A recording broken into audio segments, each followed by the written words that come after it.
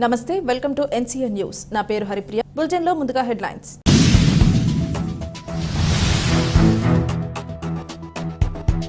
Nidadavolu circle పోలీసుల ఆధ్వర్యంలో mock drill.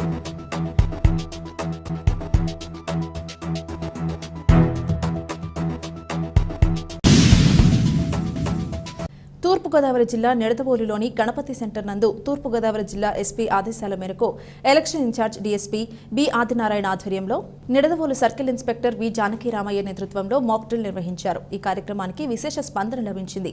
2024 సాధారణ ఎన్నికల కౌంటింగ్ జరగనున్న నేపథ్యంలో ఎటువంటి అవాంఛనీయమైన సంఘటనలు జరగకుండా, ఒకవేళ ఏదైనా అవాంఛనీయ సంఘటన జరిగితే పోలీసులు వారిపై ఎటువంటి చర్యలు తీసుకుంటారనేది ప్రజలకు అవగాహన కల్పించడానికి ఈ మాక్ డ్రిల్ నిర్వహించినట్లు ఇన్ఛార్జ్ డీఎస్పీ బి ఆదినారాయణ తెలియజేశారు. ఈ మాక్ డ్రిల్లో ధర్నా చేస్తున్న వారిపై పోలీసులు లాఠీ చార్జ్ చేయడం, బాష్పవాయువు ప్రయోగించడం, గాలిలో కాల్పులు జరపడం, గాయపడిన వారికి చికిత్స అందించడం వంటి వాటిపై అవగాహన కల్పించారు. ఈ కార్యక్రమంలో నిడదవోలు సర్కిల్ పోలీసులు, సాయుధ బలగాలు, అగ్నిమాపక దళ సిబ్బంది, హోంగార్డ్, ఆటో డ్రైవర్లు పాల్గొన్నారు.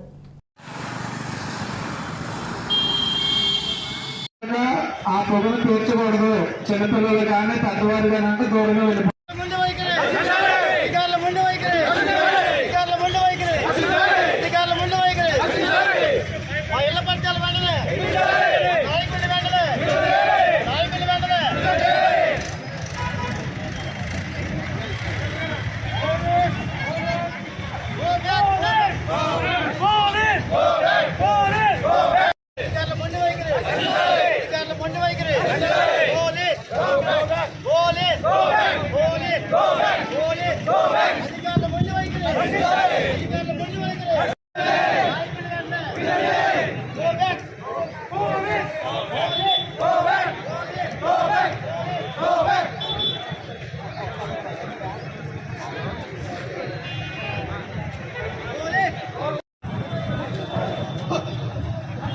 పోలీసు వారి హెచ్చరిక, ఓ ప్రజలారా, మీరు ఇక్కడ అక్రమ సంఘంగా గుమిగూడి ఉన్నారు. తక్షణమే చెదిరిపోవలేను. లేని పోలీసు వారి మీపై లాఠీ చార్జ్ చేయదు. తక్షణమే చెదిరిపోండి, చెదిరిపోండి, చెదిరిపోండి. చెదిరిపోవట్లేదు సార్.